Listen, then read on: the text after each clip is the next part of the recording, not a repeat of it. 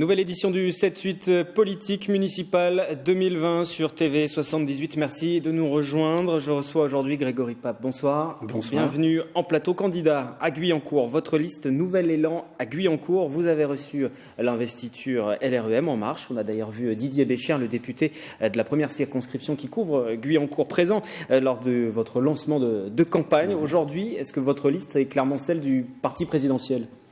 Oui. J'ai effectivement reçu l'investiture de LREM, ce qui est un honneur pour moi parce que je suis en marche depuis le début.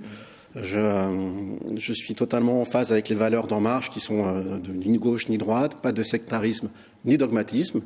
Et j'insiste bien sur le fait que c'est la tête de liste, c'est-à-dire moi-même, Grégory Pape, qui suis LREM. Vous êtes LREM, sur votre liste, différentes sensibilités, oui. Des personnes sans étiquette, du monde associatif. Exactement. Qui compose un peu votre liste aujourd'hui ?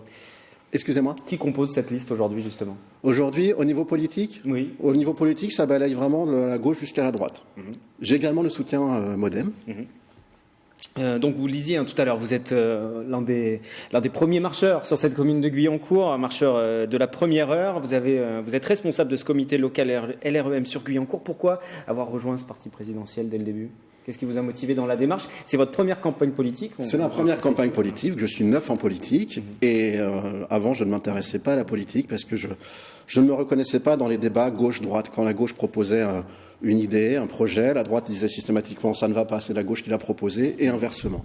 Avec En Marche, on ne parle que de projet. Et c'est ça qui m'intéresse. Et c'est ça qui vous a motivé à rejoindre le LREM dès le début. Guyancourt, c'est un bastion de la gauche depuis la fin de la Seconde Guerre mondiale, du PCF, ensuite au Parti Socialiste en 83 avec l'élection de Roland Nadeau. Ça va faire 37 ans. Vous pensez ce bastion prenable, justement ? Ce bastion de la gauche aujourd'hui est prenable ? Alors, oui. Vous savez, l'équipe actuelle de Guyancourt municipale a vécu un mandat très difficile. Nous avons eu 3 maires sur ce mandat, 3 intérimaires, et l'équipe actuelle semble vraiment à court de ressources.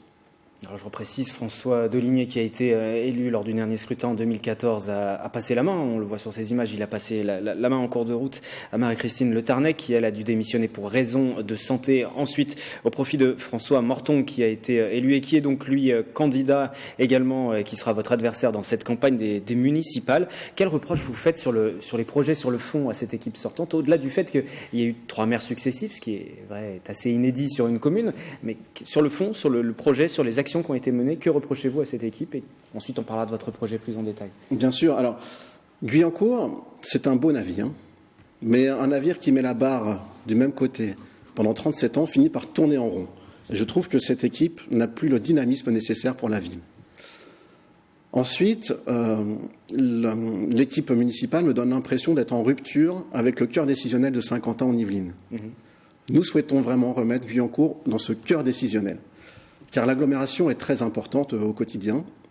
L'agglomération gère la voirie, gère les lampadaires. Les habitants ne s'en rendent pas compte, mais c'est vraiment l'agglomération qui a ces délégations-là. Donc c'est très important, vraiment très important que Guyancourt renoue le lien avec l'agglomération. Pour vous, aujourd'hui, le lien est rompu entre Saint-Quentin-en-Yvelines, l'agglomération, et Guyancourt. Oui, ça me paraît compliqué. De par des tensions politiques, de par des choix qui sont faits. J'ai l'impression que M. Morton défend ses valeurs de gauche, et M. Fourgousse défend ses valeurs de droite, et du coup, ça communique moins bien. Peut-être une précision aussi, non pas sur votre liste, mais sur votre comité de soutien. Son responsable est l'ancien président de Saint-Quentin-en-Yvelines, Robert Cadalbert, lui-même socialiste, qui a fait partie des anciennes équipes qui ont dirigé la ville de Guyancourt. Exactement, mais comme dit souvent Robert Cadalbert, il faisait du En Marche sans s'en rendre compte. Seul le projet l'intéressait. Je vais vous présenter un petit peu plus. Vous avez 40 ans, pharmacien, père de 3 enfants. C'est un combat difficile, une campagne politique. Pourquoi vous engagez dans cette démarche ? Et ne pas rester sur votre cœur, votre métier premier. Vous savez, je vis à Guyancourt depuis quelques années. Et si tout allait bien, je ne m'impliquerais jamais autant dans ce projet de ville. Pour moi, c'est un challenge. C'est un challenge personnel parce que j'ai déjà plusieurs activités. C'est un challenge pour ma ville parce que je veux la remettre à la hauteur de ses ambitions. Et c'est un challenge car je veux renouer le contact avec la jeunesse à Guyancourt. Parmi vos projets, ateliers, budget participatif, on retrouve des choses qu'on voit régulièrement dans les projets En Marche, ateliers, budget participatif, conseil de quartier de vie associatif, comité d'évaluation des projets par les habitants. Quelles sont les mesures phares que vous allez dégager pendant cette campagne ? Comme je vous l'ai déjà dit, on va renouer le contact avec Saint-Quentin-en-Yvelines. Nous avons déjà communiqué une partie de notre programme sur le mode de gouvernance. Actuellement, les Guyancourtois ne sont que très peu consultés. La démocratie participative, c'est faire participer les citoyens aux décisions de leur ville. Ce que nous souhaitons, c'est remettre un conseil dans chaque quartier. Et ces conseils auront un budget participatif. Ça, nous sommes les premiers à le proposer.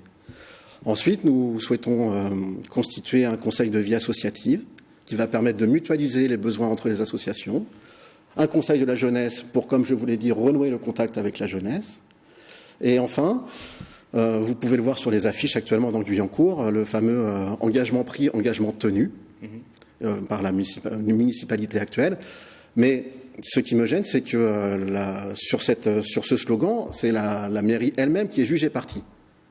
Si nous sommes élus, nous mettrons en place un comité d'évaluation neutre et objectif.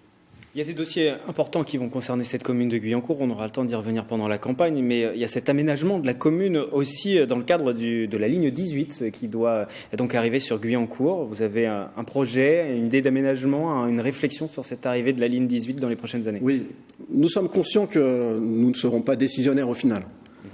Mais ce que nous allons proposer, c'est de mettre un TCHP entre Saclay et la gare de Saint-Quentin, en attendant que cette ligne 18 soit faite, parce qu'on n'a aucun détail sur le délai. Transport en site propre, je précise, oui. Ce qui est pour ceux qui ne connaissent pas les différents acronymes. Donc ligne 18, aménagement, arrivée de ce super métro, ce passage sur Saint-Quentin en Yvelines. L'insécurité aussi, dossier important pour vous ? Vous avez le sentiment que, c'est ce que vous dites en tout cas, dans ce qu'on peut lire jusqu'à présent dans vos différentes déclarations, vous dites qu'il y a plus d'incivilité dans cette commune aujourd'hui ? C'est ce que j'ai remarqué depuis que je suis arrivé dans cette ville. J'ai récemment rencontré une personne âgée qui s'est fait renverser par une mini-moto. Au printemps dernier, vous avez dû couvrir l'événement, j'imagine, je ne sais pas, c'était vraiment important. J'ai vu son témoignage qui était poignant et il est vraiment temps de prendre ce problème à bras-le-corps. Et donc ça veut dire quoi ? Plus de policiers municipaux Alors, déjà, ça veut dire plus de prévention. Plus de prévention et comprendre ce qu'il se passe.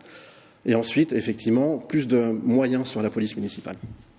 J'en reviens, puisque nous arrivons presque au terme de cet entretien, sur votre gouvernance avec Saint-Quentin en Yvelines. Vous dites vouloir renouer le lien. Si vous êtes élu, vous allez échanger, discuter, faire des alliances avec les différentes tendances. Tout dépendra des résultats des autres villes. Mais aujourd'hui, si les choses restaient en l'état, vous allez discuter avec une majorité divers droite, LR, Républicain.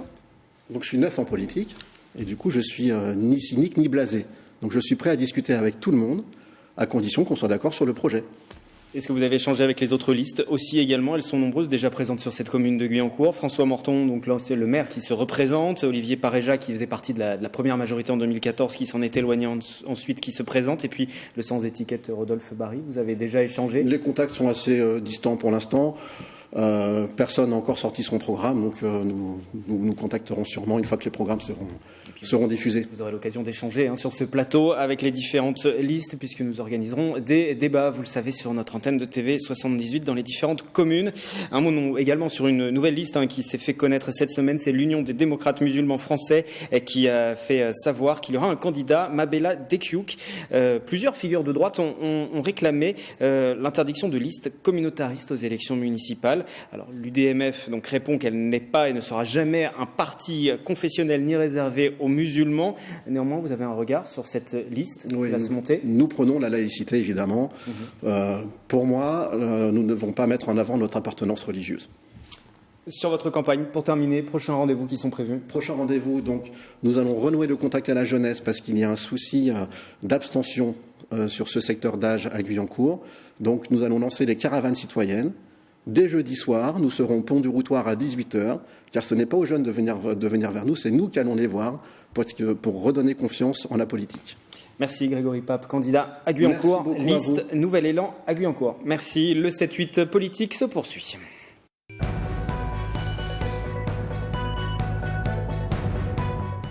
Cette édition du 7-8 politique municipal 2020 donc, qui se poursuit sur TV 78 chaque mardi en direct, vous le savez, à 18h45. Nous faisons le point sur les différentes communes des Yvelines avant le premier tour. Ce sera le 15 mars, direction Versailles, à présent où le maire d'Hiver Droite, François Demazière, veut mettre un terme aux rumeurs. Je n'ai sollicité d'investiture, ni de soutien, ni de parti, ni mené une quelconque négociation sur la composition de ma future liste. C'est ce qu'il a écrit dans un communiqué adressé aux différentes rédactions, aux médias locaux. Une réponse à la main tendue par le député issu du parti présidentiel Didier Bécher la semaine précédente.